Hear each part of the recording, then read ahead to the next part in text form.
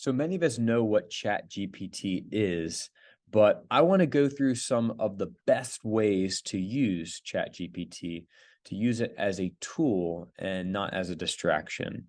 And, this is debatable. There might be many different ways that you can use ChatGPT, but I came up with a list of just 8 ways that I feel like are really beneficial that we can actually use this AI technology. So the first one is content creation.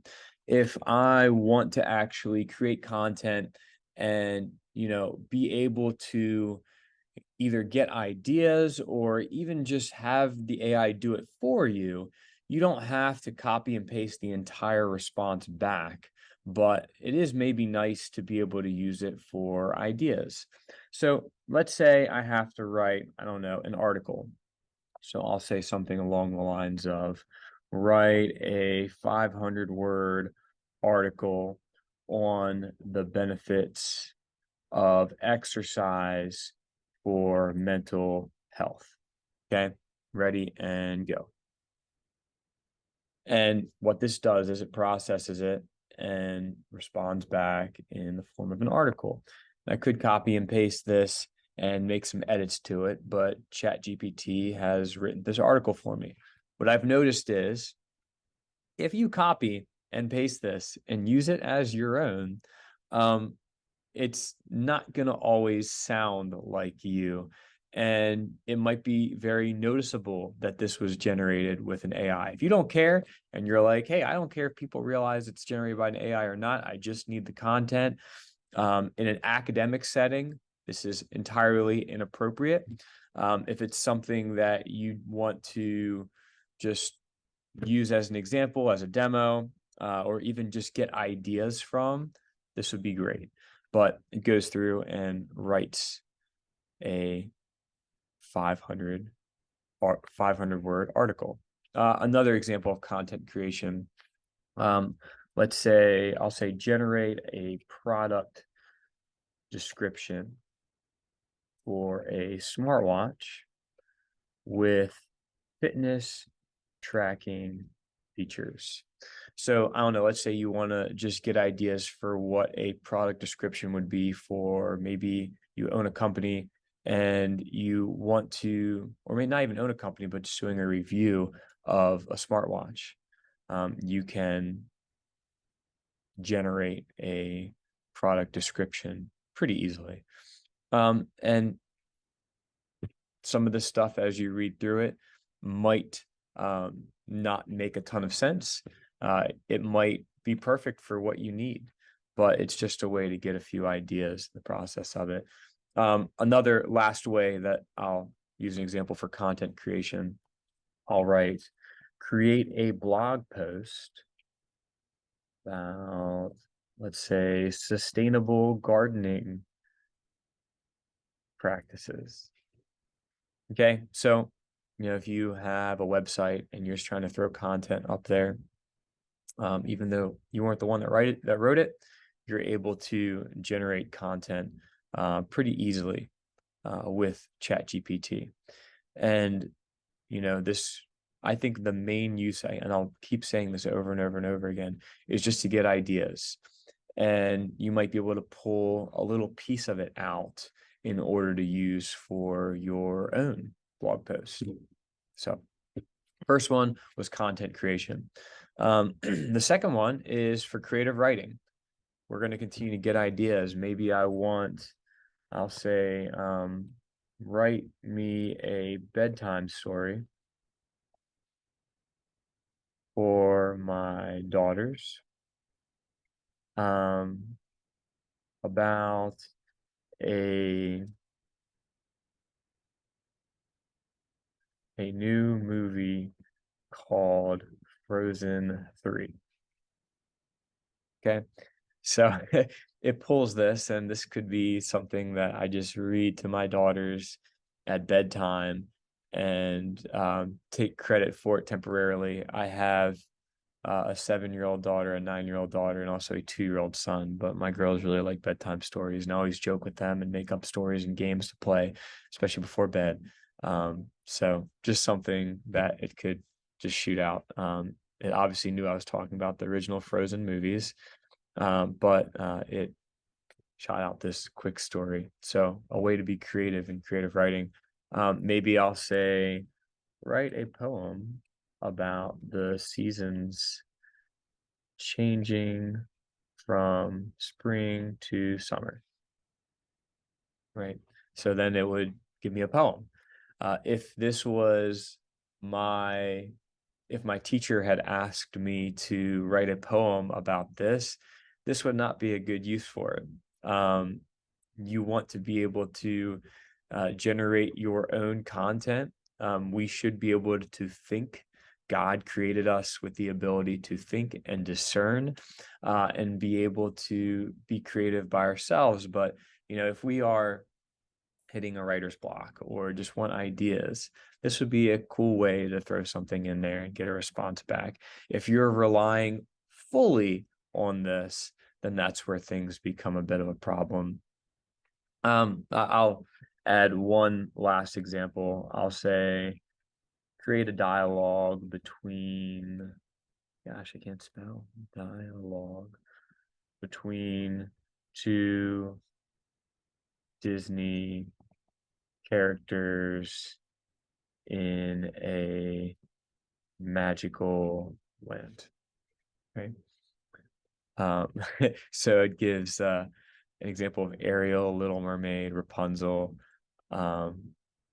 and just the dialogue back and forth. So it could give you ideas if you're writing a short script, and you get stuck at a certain point, maybe just to get ideas, and maybe it shoots you back something and you're like, I don't like that, but that did give me an idea that maybe I could do this. So first example was content creation. The second one was creative writing. The third one is actually translation. So language translation. You could, translate this sentence from English to Spanish, right? My name is Mr. Danza, and I enjoy spending time with my family, right? That's a very small example, but you could translate something that someone has sent to you. I know there's other great tools online that you can use, but maybe you are just responding to someone and it might get it wrong. This might get something wrong in translation. It's not going to be perfect. There's always been, I mean, not always, but for a long time, there's been different language translation tools. This is an example of how it could be used.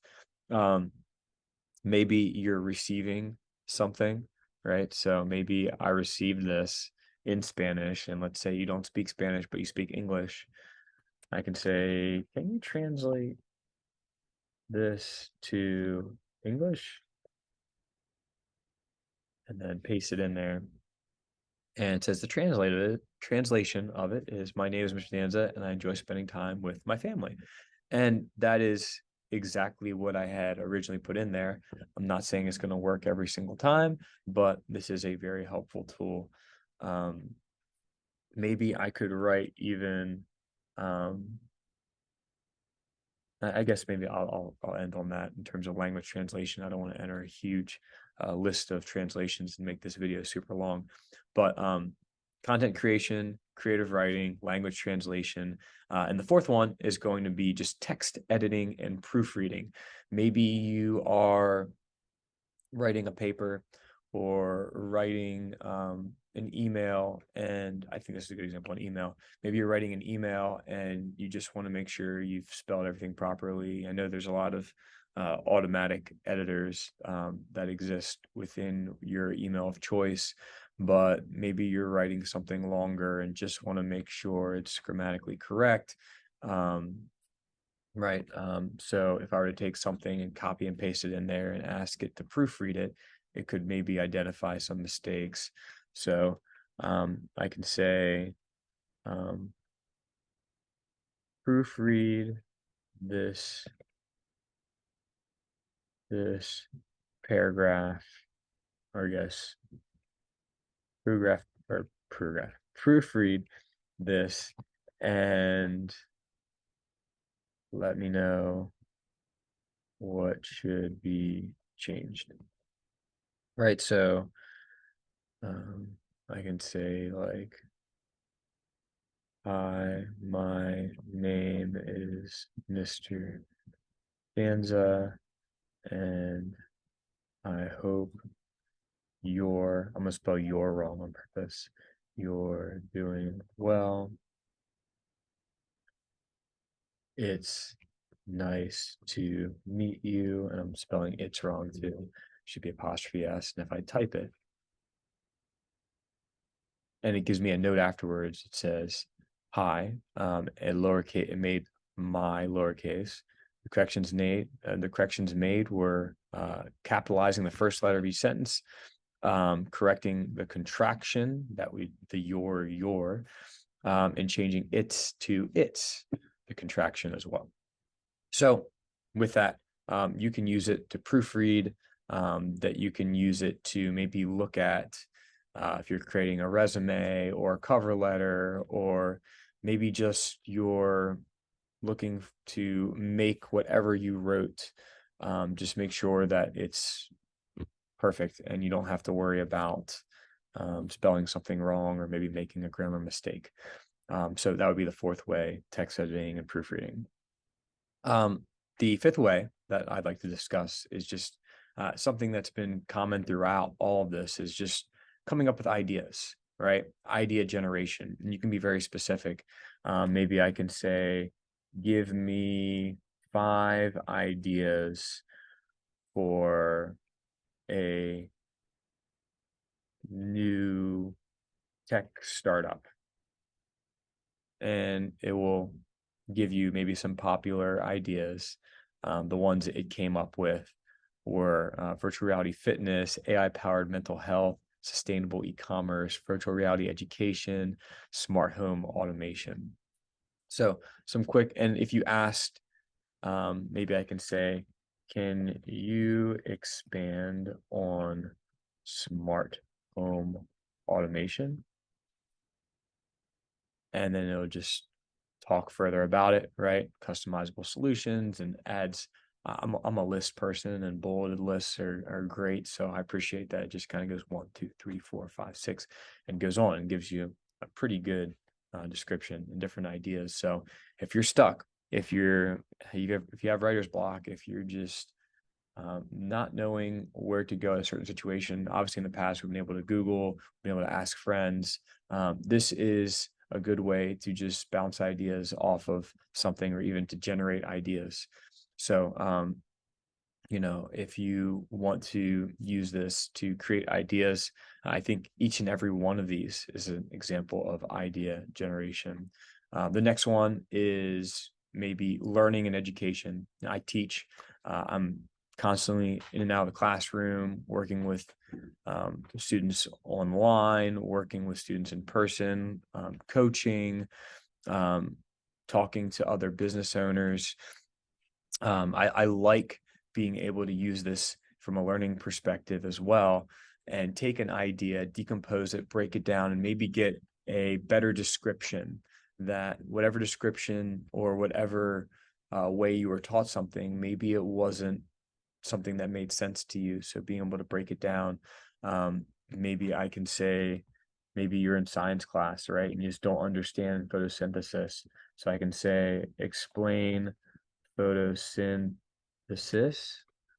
Hopefully that's spelled right. In its simplest form. Okay, so it tries to explain it very simply. You could even say, explain it like you're teaching a kindergartner, right? And it could break it down and talk about it. Maybe I could say, explain this to a kindergartner.